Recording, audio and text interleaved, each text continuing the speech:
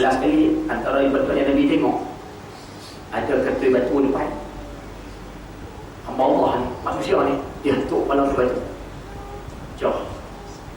Dia duduk merung sakit, jantung balik, hantuk balik, pecah balik, jantung balik, hantuk lagi, pecah balik, hantuk ya. Dia Jibril, siapa tu, bersepa tu, dia tak sebelah bersepa, tak terjemahan yang dia tu lah, awak tu. Malaikat Jibril jawab, wahai Muhammad, tu balasan kepada umat kamu yang meninggalkan sembahyang. Tu balasan orang tinggal sembahyang. Soalan kita nak tanya, pasal apa orang tinggal sembahyang dia kena seksa untuk kepala ke batu?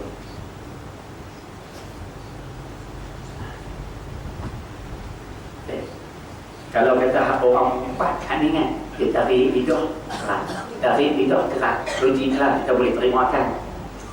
Orang hak berzina, ada bini elok di rumah, pergi cari pelacur di luar, di hari kiamat letak daging elok, letak daging busuk, dia duduk ke darah daging busuk, ruji lah, boleh terima makan. Tapi siapa orang tinggal sembahyang untuk kepala ke batu saya? Orang dia jumpa lah kan, orang dia jumpa. Cik pun tak boleh syok tadi jawab, bubuk cantik tu. Dia kata macam ni, dia kata orang yang tinggal sembahyang ni, orang yang tinggal sembahyang bukan sebab dia tidak boleh sembahyang. Orang yang tinggal sembahyang ni bukan sebab dia tak boleh sembahyang. Sembahyang ni boleh macam mana pun. Kalau tak boleh berdiri, boleh duduk. Tak boleh duduk, baring. Tak boleh baring, anggota. Tak boleh anggota, mata. Sampai last kali tak boleh sembahyang, sembahyang hati. Tu, kain koma tu, sembahyang hati. Maknanya sembahyang, boleh sembahyang. Habis tu pasal apa dia tak mau sembahyang? Pasal apa tak sembahyang? Jawapan mudah dia tak sembahyang pasal dia tak mau sembahyang. Dan Syekh pun tak boleh Syekh jawab, dia tak mau sembahyang tu di sini. Dia duduk fikir, sembahyang kan dapat apa? Sembahyang kan nak kaya, sembahyang kau pun. Jadi dia duduk fikir di sini, sembahyang uji, sembahyang malas di kat sini. Jadi bila kat sini duduk fikir lek-lek dulu, Allah seksa sini. Sebab tu dia cuk kepala aku betul. Faham bahasa saya? Dan hari ini minta maaf tu, pokok ramai anak-anak muda kita tak sembahyang. Minta maaf sebut, saya rasa dalam rumah masing-masing pun dah. Padahal saya duduk belajar di Sungai Dua, nanti soal kitab tu saya tunggu sampai lah, tak siap-siap je. Saya terjemah satu kitab, apa karangan Sayyid Ahmad Zaini Dahlan. Tajuk risalah tu majmuk. Dia himpun bab yang pertama berkaitan dengan isu balasan orang tinggal sembahyang. Rupanya Nabi sebutlah hadis.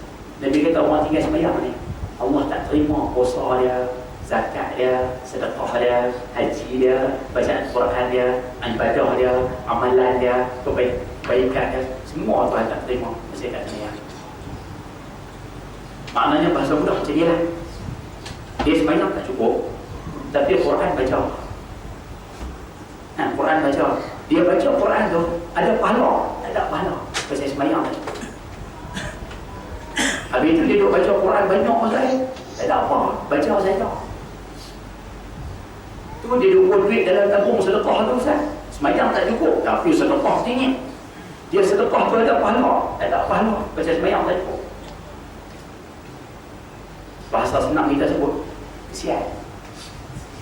Kesian. Sembahyang 3 waktu, 2 waktu tu, tapi puasa bulan Ramadan menyenyek sebulan. Kesian.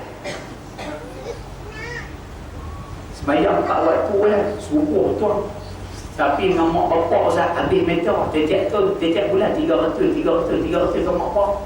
Kesian. Sembahyang tak cukup, gantung dera, yang pun lagi tak khas. Gantung dera, tampal poster, sukung kursi, oi, siap. Sembahyang tak cukup, ngaji. Ustaz main banyak tu lepas beli kitab, siap. Ada Ustaz? Ada. Sembahyang tak cukup, tapi mengaji mengingat, tiap malam mengaji. Ada. Orang bagi kat dia, nampak dia kan? Kuliah ni sampai dalam ritual ni. Ini cerita seorang suami kuliah sampai dalam ritual ni nak beli kaset, beli CD dalam ritual. Tapi bini dia kata Ustaz, oi, kuliah ni merata ni nak, tapi sembahyang tak nak.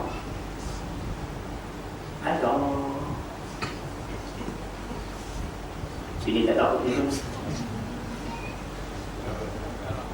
Kau kerja kan macam mana? Jangan. Sebab itu kalau boleh ayah-ayah aku sekalian, anak dia tu lepuk mahal tu. Lepuk mana lah. Lepuk mana. Ceramah ke, betiak ke, katok ke, buat bilang je lah. Kesian. Dia pun buat baik kan dapat apa kalau semayang tak lepuk. Nabi kata orang tinggal semayang, jangan makan sekali dengan dia, jangan minum sekali dengan dia, jangan kawan sekali dengan dia, jangan pergi tengok dia waktu dia sakit. Ni cerita ada ni orang boleh semayang, orang nak semayang, bagi dia tinggal semayang. Nabi suruh layan dia tu. Jika anak tak semayang, masuk di sini.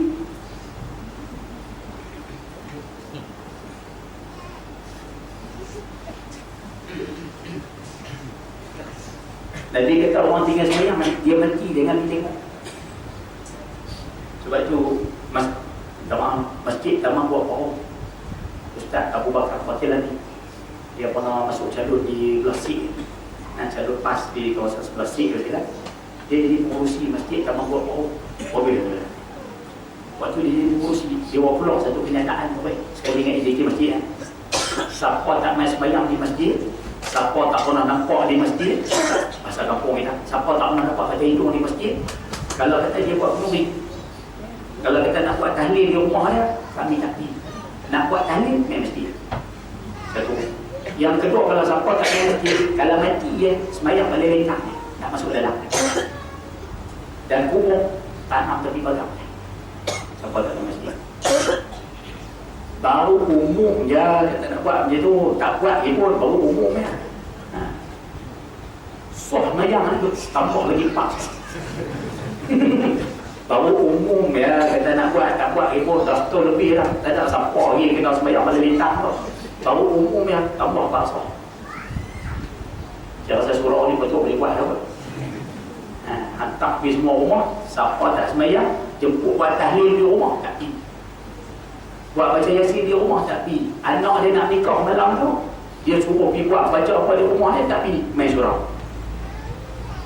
Kalau mati, mesti lah kan. Patut masjid yang nak buat. Masjid dia okey. Masjid surau dia okey lah, masjid okey. Masjid bergantian. Okey no? Patut masjid boleh buat.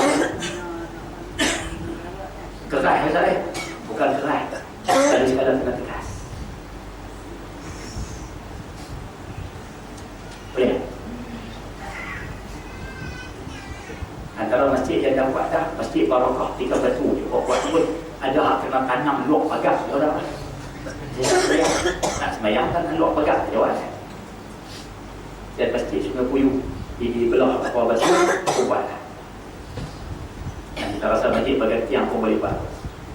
Ayah-ayah yang jadi di masjid surau, orang yang tak main semayang di masjid, orang tak pernah nampak baca hidung di masjid, kita minta tolong, tak payahlah ada pergi buat tahlil rumah dia.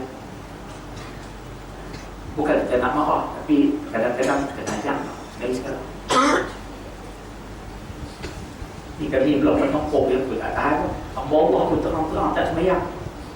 Tapi bila anak dia tak keluar, anak dia panggil indiki masjid sampai dulu. Lepas tu dia pula cakap pelik-pelik. Dia kata Allah pokoknya punya rumah makan, mari meneruan. Pokok tu dengar, marah, gerak. Anak nombor 2 dan nikah pula. Dia buat panggil serupa tak, dia jamu makan sedap sikit, meneru lagi betul. Saya nak.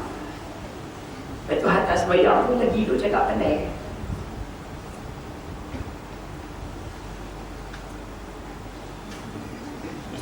Dia faham pun. Tengok, nampak jauh pun nampak dia. Tak kalau ni cadangan. Nak buat tak buat nombor 2 je lah, cadangan. Kadang tempat ni boleh jadi tak sesuai dengan cadangan saya, jangan terima pula-pula.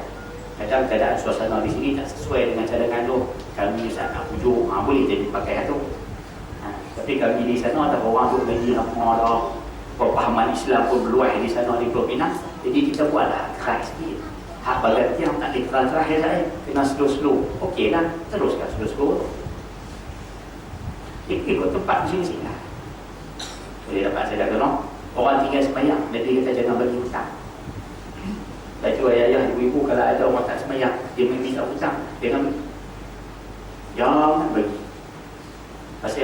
sayang ni, Allah keluar rezeki. Jadi bila rezeki dia kena keluar, duit dia sendiri untuk dia pun tak lepas. Macam mana dia nak bayar hutang dia? Tengok ni. Dia faham pun.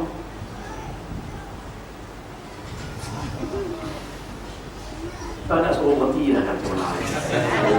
Mulut orang.